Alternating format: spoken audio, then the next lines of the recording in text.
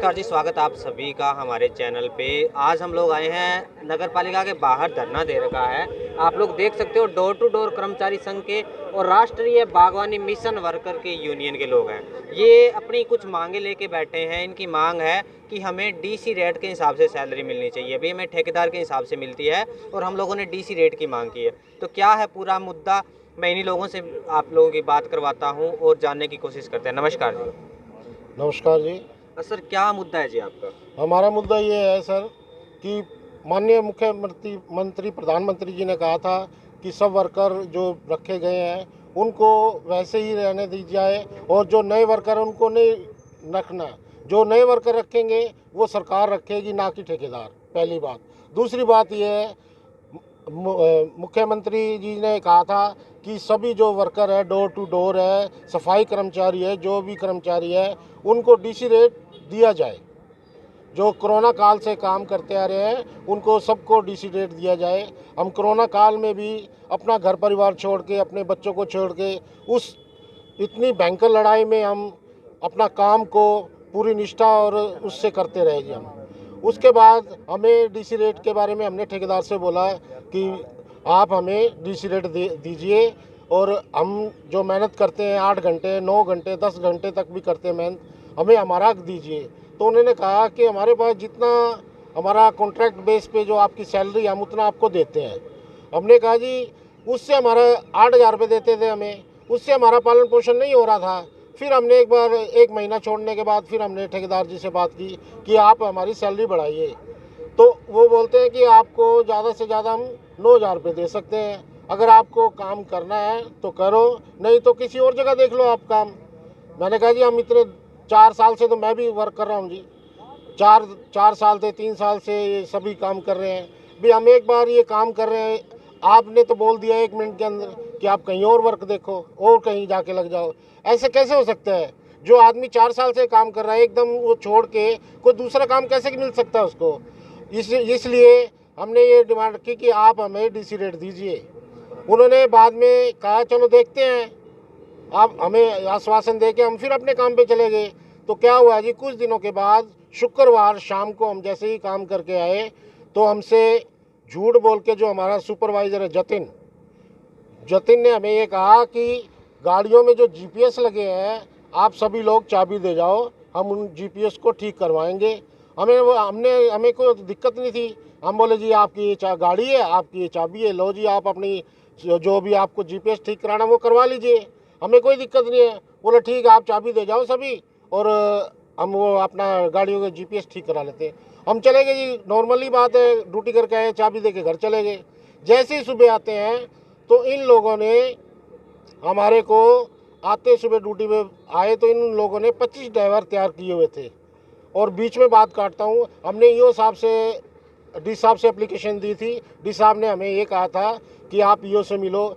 EO साहब ने हमें 10 दिन तक भटकाया। कभी एक सेकंड सर, आपको बिना बताए ठेकेदार ने आपकी जगह पे दूसरे ड्राइवर रख लिए? बिल्कुल जी बिल्कुल। इन्होंने नोटिस वगैरह दिया? कुछ नहीं दिया हमें वर्बली भी नहीं बोला। नोटिस तो बहुत दूर की बात है। जैसे हम ड्यूटी पे आए तो सुबह बोल दिया अभी आप अपने घर जाओ।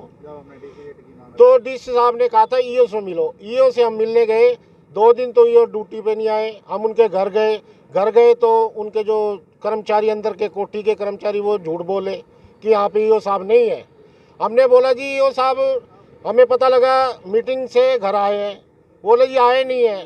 तो हम वहाँ वेट करें। एक गाड़ी आई, गाड़ी अंदर जैसे ही गई तो उन्होंने बताया था भी उनके ईओ के कोई मित्र आ रहे हैं, वो उनके साथ है। मैंने कहा अभी ये गाड़ी आ गई है तो ये साहब भी साथ में ही होंगे, पीछे होंगे।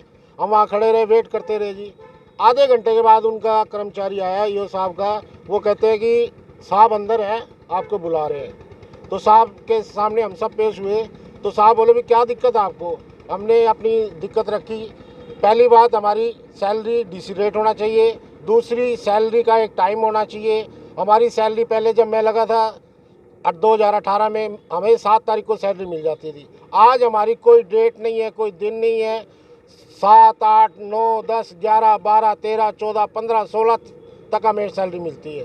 कोई टाइमिंग नहीं है। आप ये देखिए कि हम एक गरीब तत्व से हैं, हम करियाने वाले को देना होता है, दूध वाले को देना होता है, बच्चों की फीस भरनी होती है, कोई छोटा मोटा लोन लिया तो वो भी भरना होता है।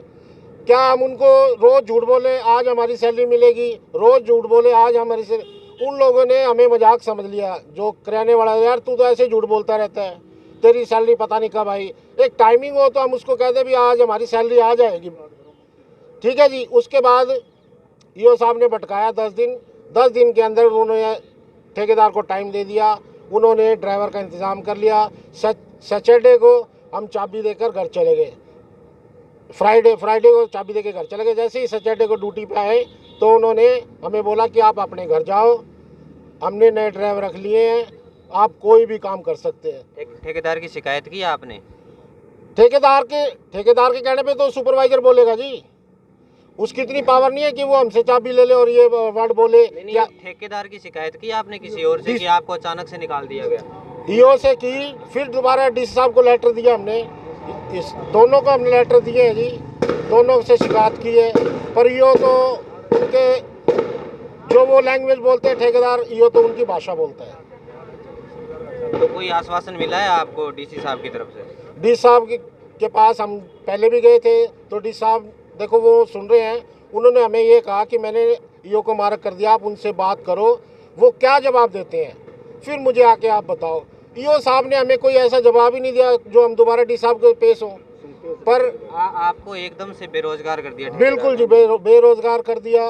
और उसके बाद ईओ साहब ने हमें कोई जवाब नहीं दिया। आज परेशान होके हम लोग फिर डीसी साहब के पास गए। डी साहब ने बोला है कि मैं अभी ईओ को बुलाता हूँ, मीटिंग करता हूँ और आज या कल में आप लोगों का हल करवाता हूँ। सर कितने वर्कर हैं यहाँ पे? हमारे 25 ड्राइवर है जी और 25 हेल्पर है। हाँ जी, और साथ में ये हमारे जो भाई लोग हैं इनकी भी आप फरियाद सुनो। तो ये जो थे ये ड्राइवर थे। हाँ जी। और इस साइड मेरे ख्याल से बागवानी के पर्सन बैठे हैं। आप नमस्कार जी।